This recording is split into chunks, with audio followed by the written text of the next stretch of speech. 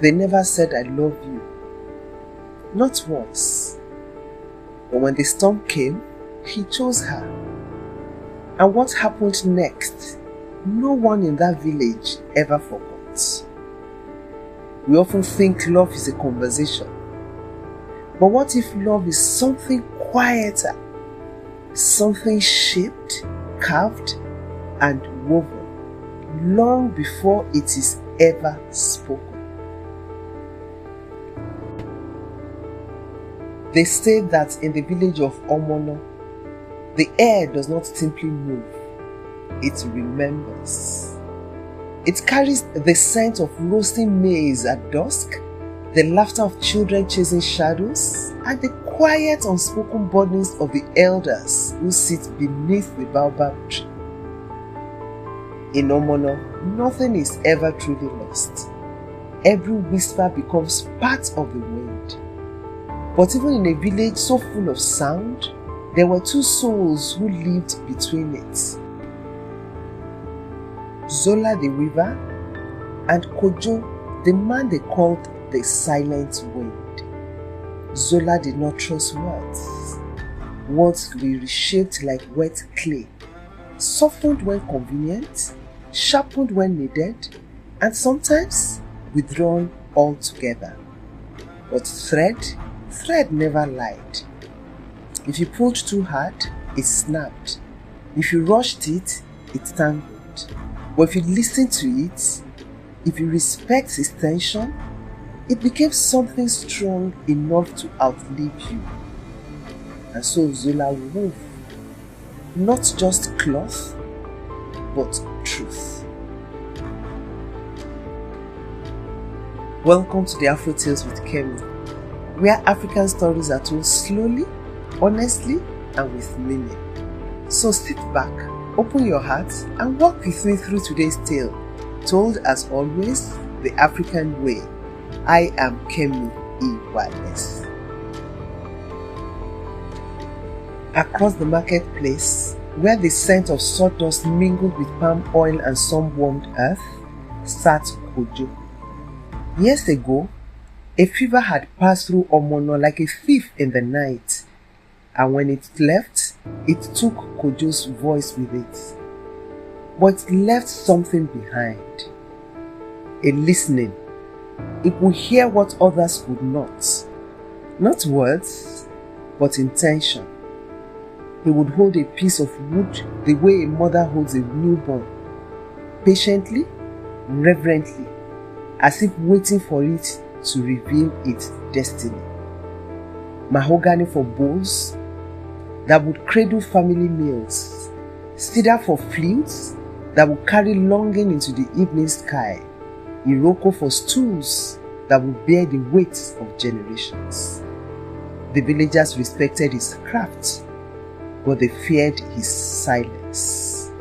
Because silence has a way of turning a mirror toward the one who stands before it. And many people in Omono were not ready to see themselves that clearly. But Zola was not afraid of quiet.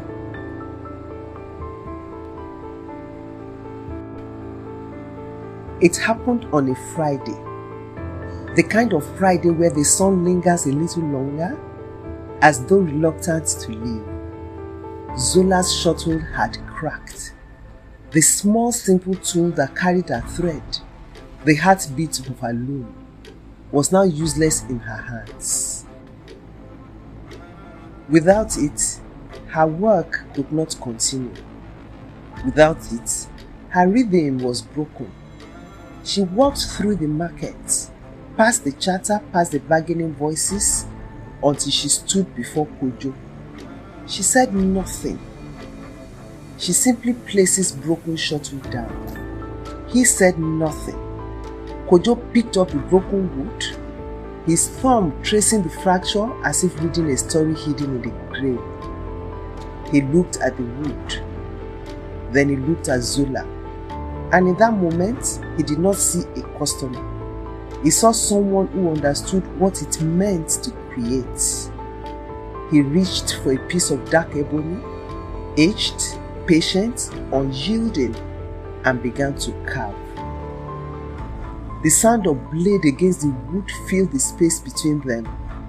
Not silence, but conversation. Slow, deliberate, honest. And when he placed the finished shuttle in her hand, their eyes met briefly.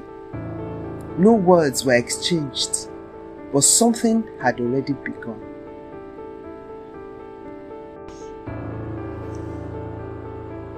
One Friday became two. Two became many. And soon, a rhythm emerged. Every Friday, Zola would come. She never arrived empty-handed. A tassel of silk dyed in midnight blue, a strip of cloth woven with some gold threads, sometimes just a simple knot tied with care. And Kojo. He placed the flutes. Kojo would respond the only way he knew how, with sound. A new flute, a new melody, each one different, each one carrying something unspoken. Some melodies felt like laughter, others like longing, and some like questions with no answers. The villagers watched. They whispered, "How can this be love? They do not speak, they do not touch." But love is not always loud enough for an audience. What Zola and Kojo were building was not a performance. It was a craft. She was the rhythm, he was the melody. And together, they were composing something no one else could hear.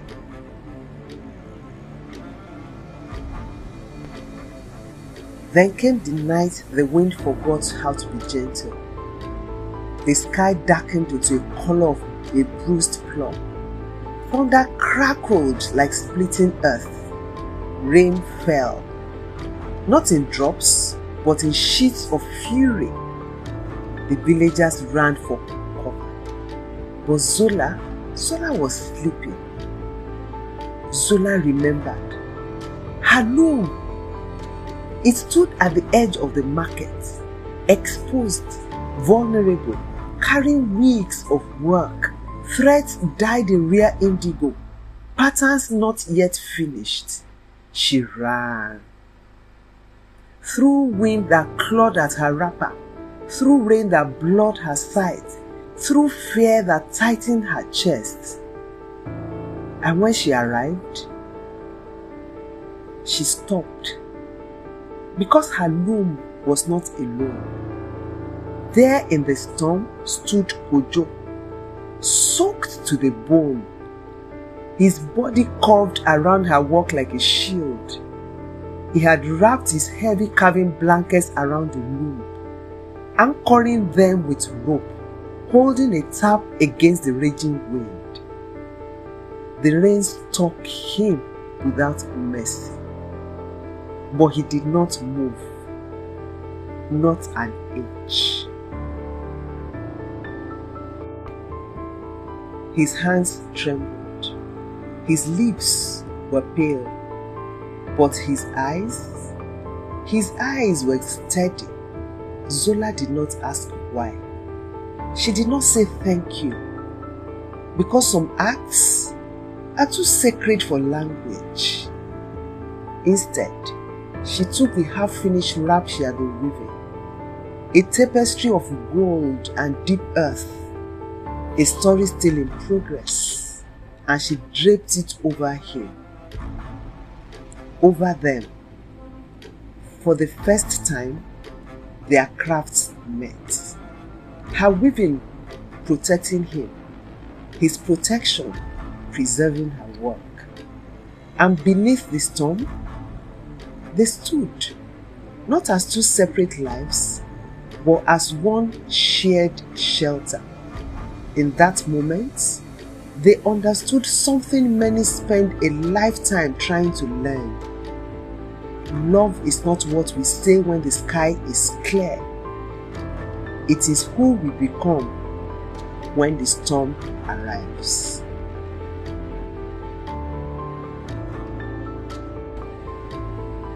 And so, in the village of Omono, the wind continued to carry stories. But this one, it carried gently. As we step into this weekend, ask yourself this: who are you willing to stand in the rain for? And who, without noise or applause, is quietly protecting the things that matter most to you? Because the greatest love stories are not always spoken. Sometimes they are built, thread by thread, choice by choice, storm by storm. This has been Afro Tales with Kemi. I'll see you next Friday.